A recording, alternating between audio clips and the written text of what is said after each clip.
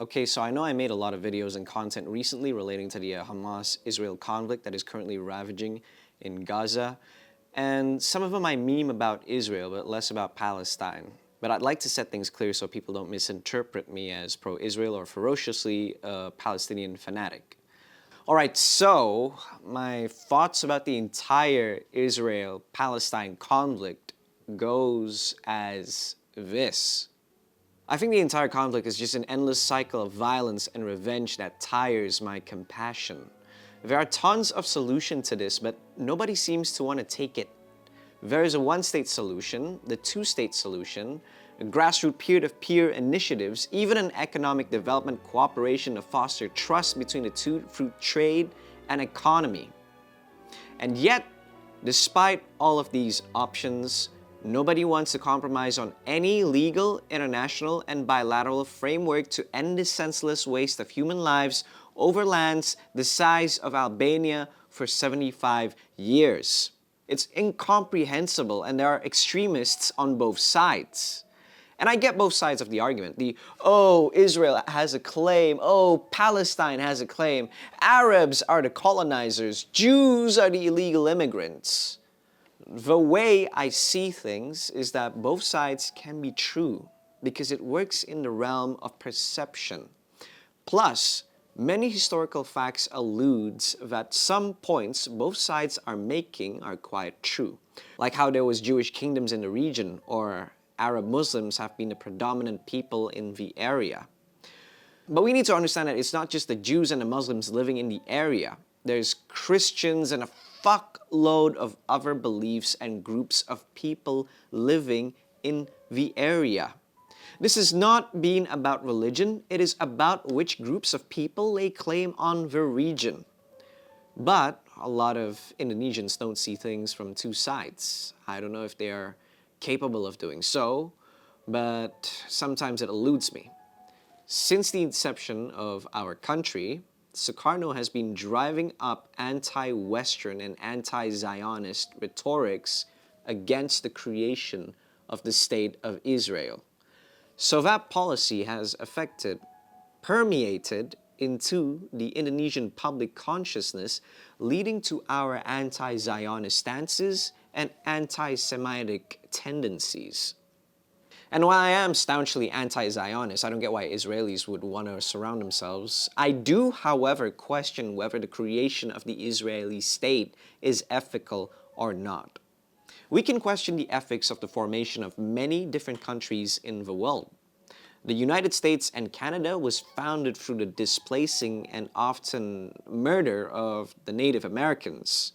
The People's Republic of China was founded through the overthrow of the Republic of China, now Taiwan, which was led by the Nationalist Party or the Kuomintang. Russia was founded through the subjugation of many ethnicities under its expansionist policies. Even small countries like Hungary. Hungarians were originally Central Asian until they cut a swathe into Europe and settled in modern-day Hungary by massacring everyone else. These countries are previously mentioned are now legit countries, enjoying seats in the United Nations Security Council, good economies, cordial international relations, well, except Russia recently because we all know why. And then control over many intergovernmental organizations. But we treat them like they are actual proper countries despite their questionable beginnings. Israel was formed out of British Palestine by Jewish immigrants, Jewish Palestinians, and Holocaust survivors in hopes of creating a Jewish state and in fear of reprisals from the Arab Muslim communities and the countries around it. They do it at the expense of other groups of people living in the area that are excluded from their movement. Their mistake was to create a country just for the Jews instead of it being for the people in the area, instead of it being inclusive. I don't really care of the narrative that Israelis are the good guys because they achieve independence from the British. Neither do I justify that we should treat Israel with the respect it deserves of a country with questionable ethics, but I'm pointing out the flaws in our way of thinking.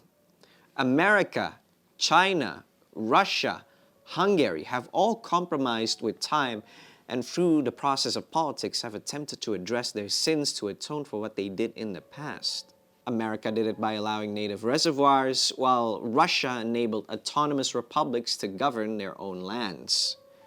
And Israel, following this pattern of questionable ethics, remains to be seen whether they will own up for their bloodshed they've left in achieving their statehood. With Israeli ultra-nationalists influencing government policies through parties such as Likud and National Unity parties, and hardline ministers taking office, I think that would be too far for our lifetime.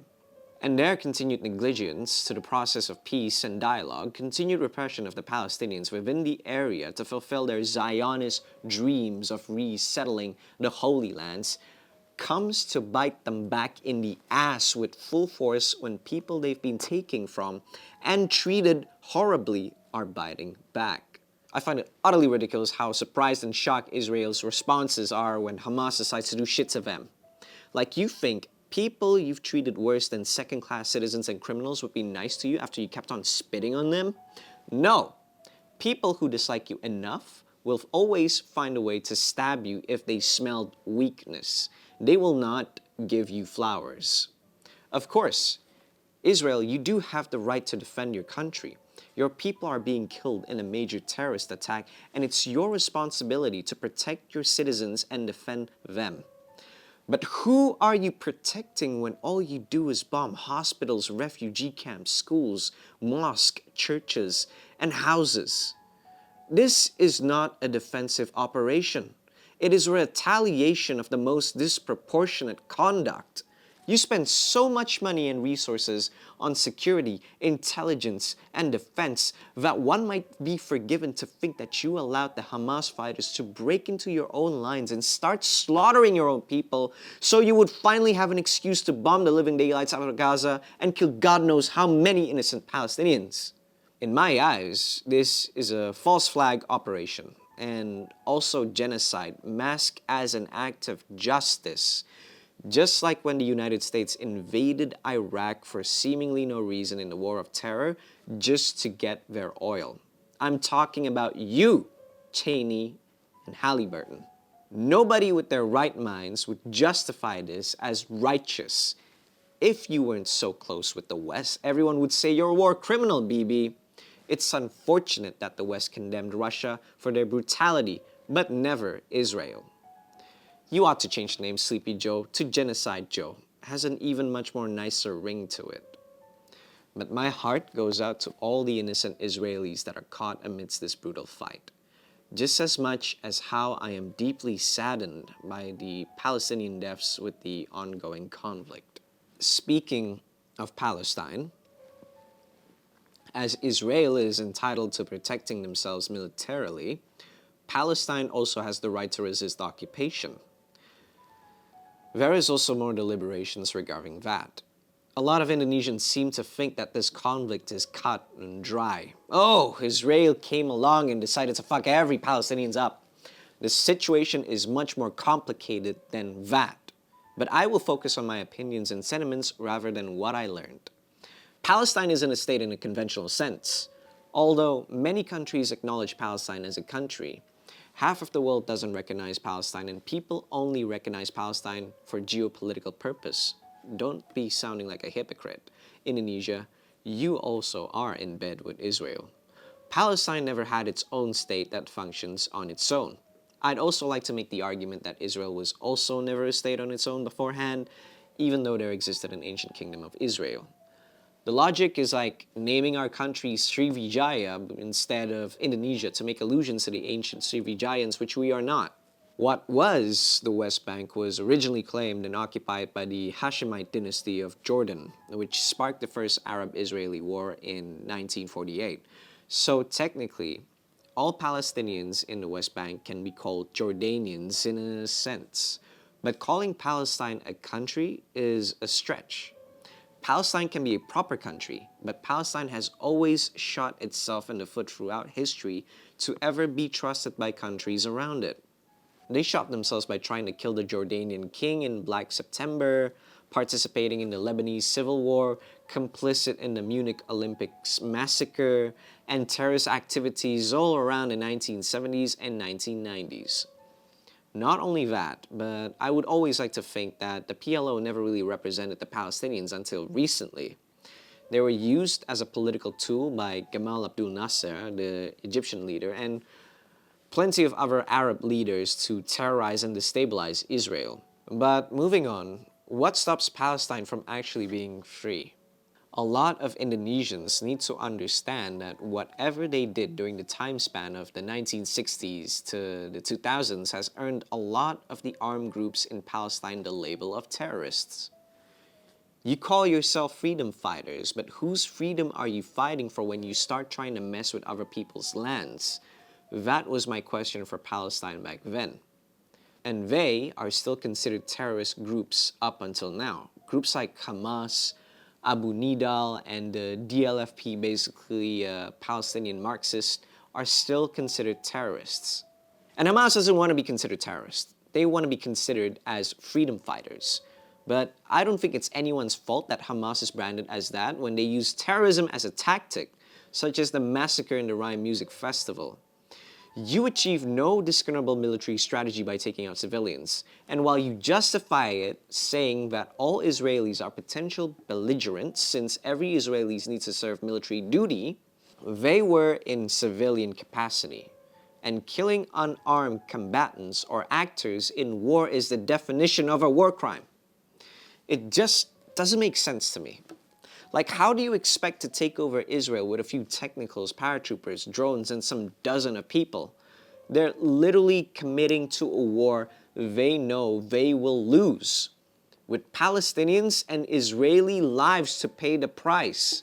While Hamas's goals have evolved over time, they remain insistent on the destruction of Israel, and their actions have provoked hardliners in Israel to take even more harsher methods and policing. This contention between the two extremists fuels the discourse further from peace, dialogue, and cooperation and into the realm of violence and brutality, where victory is decided by how many children can both sides slaughter.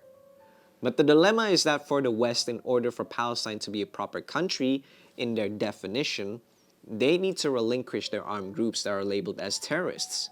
Obviously, this is too much for Palestine, who will be essentially defenseless and powerless if they do so. West doesn't care for defying Palestine, so as long as their terms are favorably realized. Which is quite sad. Extremists from both sides have pushed for an us or them kind of mentality on their own people, and also on the people watching this unfold. It has affected a lot of Indonesians in their tolerance of other human beings. When we grieve the loss of Israeli lives, people automatically assume we are pro-Israeli. When we grieve Palestinians, people think we are anti-Israeli. There is always room to grieve over anyone. I grieve for the lives of innocent Palestinians and Israelis that have got their lives taken away from this senseless conflict. I picture myself living their life. Imagine me just living my life and suddenly a Papuan comes up to me and says I must die because they hate me. What have I done to them? I wasn't the one who took half of Borneo, it was my ancestors. And suddenly I have to die because they didn't have the chance to kill my great-grandfather? Where's the justice and the fairness in all of that? This is something a lot of Indonesians have failed to do, which is to realize that not everyone is their own country. And this lack of empathy has made Indonesians more prone to generalization, revealing their anti-Semitic tendencies and calling for the deaths of all Jews. A lot of Indonesians don't realize that the same applies to the West, where we are at the sharp end of the stick. This conflict has revealed the rampant Islamophobia, fear of Muslims, and the calling for the deaths of Muslims. Imagine that we need to die because Palestinians are trying to reclaim their land back. A conflict whereby both sides continue to reach a conclusion by completely exterminating the other side breeds many rhetorics that threatens to disintegrate the peace in the world purely by having a difference in opinion. Not to mention, and I must mention, that my faith in this conflict is in tatters, with foreign countries continuing to exert influence and money to keep Palestine and Israel apart and at each other's throats. I can go on the list all day long about what different countries want out of Palestine or Israel, but I can assure you, the result we can see is the continued bloodshed and no peace on sight. Iran wants Israel and Saudi Arabia to not be friends and check Israel. The United States wants to terrorize the Middle East with Israeli nukes. Gulf Arabic countries continue to funnel money into Palestinian armed groups to destabilize Israel. The list goes on and on. So to me, the causes of both Israel and Palestine are no longer pure. They are diluted by hatred towards other people and manipulation by foreign powers, to say nothing of the revenge they have fostered throughout the decades that has passed. But here's my resolve towards all of this. In my studies, I have concluded that Jews, Arabs, Christians, Muslims, etc., they all have an equal claim to the land. Jews and Arabs are both Semitic tribes that have occupied the land which branched out to their own thing. Trying to justify claims over a land on a specific time is useless because if you look towards the story of mankind, displacement has always been a constant factor in human history. Many ethnic nations today occupy a territory which was not their ancestral homeland, but they're still a known country. What is important is not who owns a piece of land, but to find a way for the people that have been displaced to prosper. As the logic would go, if we were to place the importance of owning lands above prosperity and peace, then Mongolia would have claim over 1/4 of the entire world. But in the end, my verdict is, war will only continue to nurture a cycle of revenge. We must understand that 75 years of conflict means that conflict and continued bloodshed must mean that conflict isn't the way. The way is to do the unthinkable, which is through sacrifice and compromise. Sadly, both Israel and Palestine want to not lose a grain of sand from their claim. I personally don't think they've thought out what happens after they obliterated one another. They would inherit vast swathes of land and useless infrastructure that their population have no use for or could even sustain. Brainless expansionism. Israel and Palestine should start thinking of the lives that matter instead of some 4,000-year-old statement in a book or the land the size of Albania. Perhaps then they would begin to see eye to eye again. But the last time both Palestine and Israel did that, Yitzhak Rabin, Prime Minister of Israel, got shot by a radical Israeli. And Yasser Arafat, leader of the PLO, was quickly deposed by his own embezzlement before dying to influenza, which a lot of people suspected to be an assassination. It's as if though they choose to kill each other, in spite of other approaches. In the end, I think Palestine should be its own country, Israel is a massive cunt, and other countries should stop pouring fuel to the garbage fire that is this entire conflict. I think that is all I need to say in order to clear any misconceptions about my views in the past and to the future. Leave a like and a comment to let me know what you think. Whether you disagree or agree, let me know. This is just my takes on things. Whether you agree or disagree, let me know. This is just my take on things. I hope you guys have a nice day.